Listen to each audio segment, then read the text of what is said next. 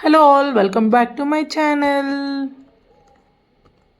ఈ టెంపుల్ అయితే బెంగాలీ స్టైల్లో ఉన్న కాళీమాత గుడి. అంటే కాళీమాత టెంపుల్ అయితే మనకు కోల్కతా వెస్ట్ బెంగాల్లో చాలా ఫేమస్ కదండి.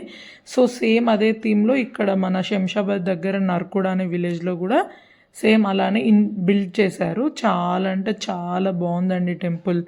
గుడి లోపటైతే బ్యూటిఫుల్ ఆర్కిటెక్చర్, అసలు గ్రీనరీ మెయింటెనెన్స్ కానీ ఎంత బాగుందంటే అంత బాగుందండి.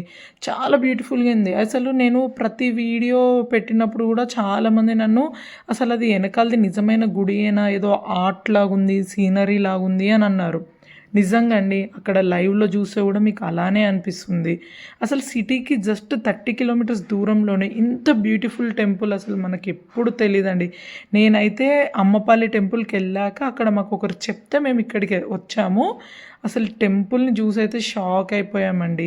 సో మెయిన్ టెంపుల్ వచ్చేసి కాళీమాత గుడి, అండ్ అటు 2 గుళ్ళు ఇటు 2 గుళ్ళు ఇంకా ఎక్స్ట్రా ఉన్నాయి. అండ్ అందులో శివపార్వతులు ఇంకా గణేష్జీ అలా కొన్ని దేవుళ్ళు ఉన్నాయి.